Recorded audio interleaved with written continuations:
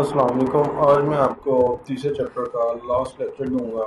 इस तरह आज हम कोशिश करूंगा कि तीसरा चैप्टर खत्म करवा दूँ। इसमें जो बाइनरी रिलेशन है उसके लिए जो रूल्स मेंशन है वो डिटेल पहले जो दी गई है वो कुछ इस तरह है। कहता है 5 रूल्स हैं जिसके मुताबिक हम बाइनरी रिलेशन फाइंड करते हैं। नंबर 1 रूल ये है कि ए और बी जो है ना दो नॉन एम्प्टी सेट हों और उनका प्रोडक्ट जो उनसे कंडीशन प्रोडक्ट एक्स और वाई के पेड़ की फॉर्म में लिखा जाए और ए क्रॉस बी हो और सिम्बलाइज उसको इस तरह किया जाएगा ए क्रॉस बी में से। और फिर कहता है जो हमारे सबसेट है ना वो कुछ इस तरह है कि जो बाइनरी रिलेशन है वो ए क्रॉस बी में से ही लिया जाए और सिंपल रिलेशन हो जिसमें फ्रॉम ए टू बी की तरफ। और तीसरे स्टेप में क्या चीज़ मेंशन है यहाँ पे उसने डिनोशन से मेंशन किया कि जो रिलेशन में होगा उसको हम स्मॉल आर से भी रिप्रेजेंट कर सकते हैं। कहता है उसके फर्स्ट एलिमेंट जो ऑर्डर पेयर बनता है ना एक्स और वाई में जो उसका पहला एलिमेंट है ना वो रिपीट ना हो तब ये जो है ना यानी यहाँ डोमेन जो सी है वो ए के बराबर हो। डोमेन जब ए के बराबर होगी और कोई एलिमेंट रिपीट नहीं होगा तो वो बेसिकली रिलेशन फंक्शन है। इसकी ये जो डिटेल है वो मैं आपको एग्जांपल से ज़्यादा आसानी से समझा देता हूँ ताकि आपको मुश्किल पेश ना आए। सबसे पहले उसमें क्या कहता है let C1 C2 C3 are 3 children and 2 and M1 M2 2 mens fathers of both C1 and C2। ठीक है, M1 और C3 है M2। Find the relation of child father. Find father और चाइल्ड में रिलेशन फाइंड करना है। अब क्या आ गया set of the children. Childrens के सेट किए हैं पहले ये आ गया set of the father father के ये सेट। हम जानते हैं जो प्रोडक्ट है रिलेशन बनाने का तरीका है वो ये है कि या ये कहता है जैसे M1 के 2 बच्चे हैं और M2 के सिर्फ एक ही है वो C3 है। इसमें हम क्या बनाएंगे पहले तो उसमें क्या सी क्रॉस एफ बच्चों और फादर्स के दरमियान जो कार्टेशियन प्रोडक्ट बनेगा वो कुछ इस तरह बनेगा C1 M1 C1 M2 लगातार पहले C को लेके M1 के साथ फिर C को लेके M2 के साथ फिर C2 को भी M1 और C2 को M2 के साथ C3 के साथ यही पोजीशन बनेगी। अब रिलेशन जो बनेगा कुछ इस तरह बनेगा कि जैसे हम जानते हैं C1 और M1 C2 और M1 क्योंकि M1 के 2 चिल्ड्रन थे इस वजह से C1 और C2 उसका रिलेशन में आएंगे और इसी तरह M2 का एक ही चिल्ड्रन था C3 वो वैसे ही लिखा जाएगा। आगे दिखा जाए ये एक सेट है उसे दिया गया उसमें कहता है जो रिलेशन और फाइंड करना है इसे एक्स और वाई यानी एक्स जो उनसे वो लेस देन वाई से वो क्या डोमेन और रेंज भी निकालनी है पहले एक क्रॉस भी निकाल ली है। एक्स जब लेस देन वाई से वो कुछ इस तरह होगा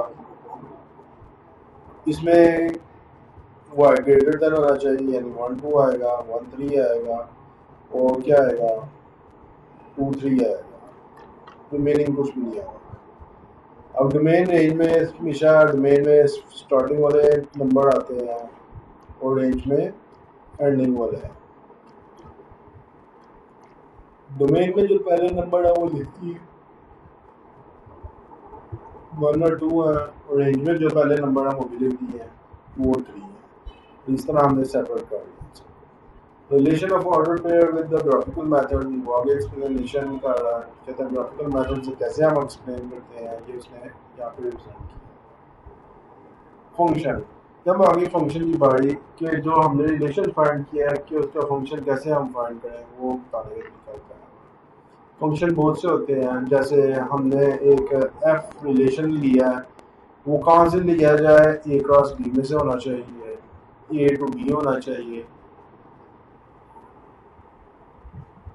अब ए क्रॉस बी का मतलब है जब डोमेन है उसकी तो वो कहाँ पे हो वो स्टार्टिंग ए के ही इक्वल आए और सबसे इम्पोर्टेंट चीज़ उसकी ये कि first element of no two pairs of F R equal to then F is to be a function. वो एफ कब से फंक्शन कहलाएगा जब उसके स्टार्टिंग के पेयर में जो पेयर है उनके स्टार्टिंग के नंबर में कोई एलिमेंट रिपीट ना हो। अगर एलिमेंट रिपीट हो गया तो बस वो फंक्शन तो होगा, लेकिन रिपीट हो गया तो फंक्शन ही नहीं रहेगा। रिलेशन तो हो सकता है, फंक्शन नहीं हो।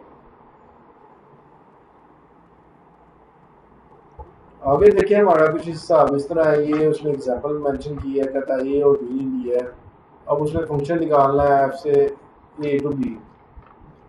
क्वेश्चन मेंशन कर दिए कि ये वाले सिर्फ चीज़ें ही हों तो ठीक है, नहीं तो दूसरी चीज़ें नहीं होती। एक्स रिप्रेजेंट कर रहा है स्टार्टिंग एलिमेंट्स को यानी ए की, और वाई रिप्रेजेंट कर रहा है बी की। अब क्या तरीका हम इस्तेमाल करेंगे, जब इस क्वेश्चन के ज़रिए हम उस फंक्शन का रिलेशन फाइंड करें। सबसे पहले तो ये है कि इसको हम सॉल्व करें और यहाँ से हम एक वैल्यू फाइंड कर लें जो ये रख लेते हैं। जैसे ये अब y is equal to 2x plus 3 है, x और y यहाँ से बिलोंग करते हैं वैल्यू। फंक्शन हमारे पास क्या बन गया, अगर हम a रखते हैं 0 तो y की वैल्यू 3 आती है, a रखते हैं 1 y की वैल्यू 5 आती है, 2 रखते हैं 7 आती है, 3 रखते हैं 9 आती है, 4 रखते हैं तो 11 आती है। अब डोमेन जब लिए हमने इसकी तो वो ए के ही बराबर है, जबकि कोड डोमेन जो है यहाँ वो क्या आ गई, वो बी के, यहाँ रेंज जो आ रही है वो बी से कम आ रही है। ठीक है, वो डोमेन मेंशन करने का मकसद यही है कि जो डोमेन होनी चाहिए थी वो बी के को होनी चाहिए थी, लेकिन यहाँ पे तो वो सबसेट बन रहा है बी का, यानी एक एलिमेंट का फर्क आ रहा है।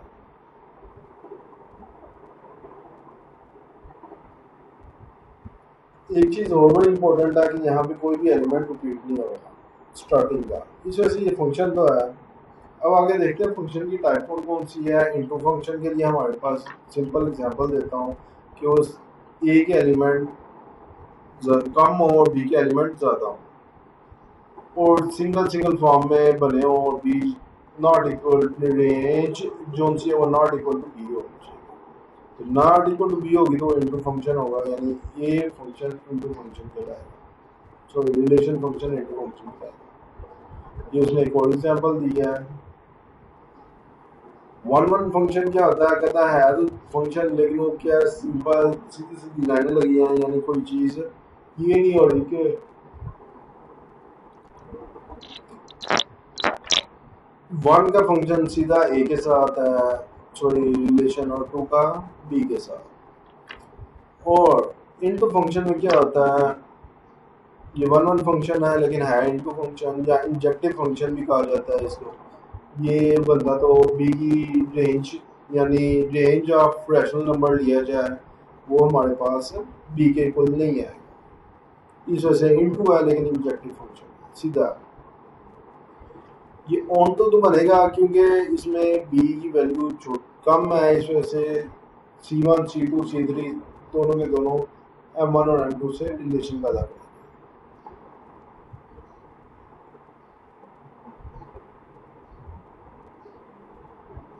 और ये ऑन टू फंक्शन कहलाएगा कि सी ए की वैल्यू ज़्यादा है, बी की वैल्यू कम है, ए के मेंबर ज़्यादा है, बी के मेंबर कम है, इस वजह से। इसके बाद आता है वन ऑन टू फंक्शन या बाइजेक्टिव फंक्शन। बाइजेक्टिव फंक्शन ऐसा फंक्शन होता है जिसमें ये सारे एलिमेंट एक दूसरे के साथ लिंक तो बनाएं लेकिन रिपीट दोनों ही ना हो, या इसमें रिपीट हो रहा था इसमें रिपीट ना हो। जो रिपीट नहीं होगा तो क्या बनेगा, वो वन टू वन फंक्शन होगा लेकिन ऑन टू फंक्शन होगा, या उसको बाइजेक्टिव फंक्शन कहते हैं।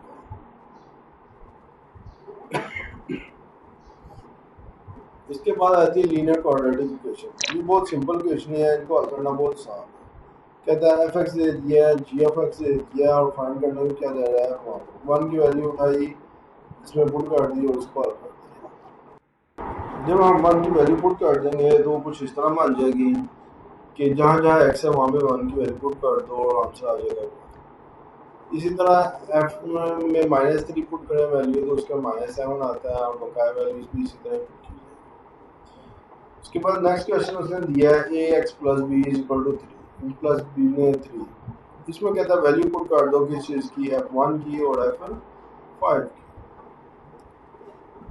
यानी अगर मैं 1 रखता हूँ तो उसकी वैल्यू 4 होनी चाहिए, 5 रखता हूँ तो उसकी वैल्यू 9 होनी चाहिए।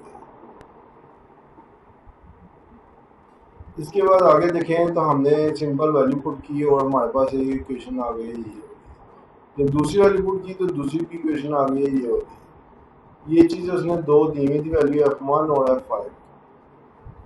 जब ये इक्वेशनें आ गई तो हम क्या करेंगे, इन दोनों को सब्ट्रैक्ट कर लेंगे और इससे हमारे पास सिंगल ए रह जाएगा, ए की वैल्यू फाइंड हो जाएगी। ए की वैल्यू फाइंड हो गई तो उसको उठा के हमने किस में पुट कर देना, चाहे इस वैल्यू में पुट कर दो चाहे बी की वैल्यू में पुट कर दो। जब वैल्यू पुट करोगे तो आपके पास आंसर आ जाएगा बी का। इस तरह ये एक्सरसाइज से पहले पहले क्वेश्चन मुकम्मल हो गए हैं। इसके बाद आगे देखें एक्सरसाइज में तो ये इतनी मुश्किल चीज़ नहीं है, सिंपल मैथ्स की हुई चीज़ आप सॉल्व कर सकते हो। इसमें से कोई इशू है तो आप कमेंट्स में एक्सप्लेन करो। अगर वीडियो अच्छी लगे तो लाइक सब्सक्राइब जरूर कर दो।